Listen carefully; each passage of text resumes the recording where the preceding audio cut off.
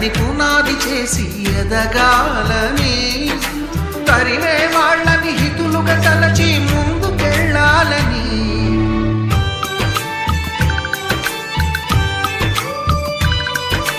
కన్నుల నీటిని కలల సాగుకై వాడుకోవాలని,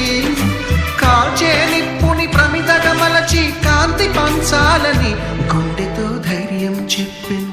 చూపుతో మార్గం చెప్పెను, అడుగుతో గమ్యం చెప్పెను, నేనున్నానని నేనున్నానని, నీకేం కాదని, నిన్నటి రాతని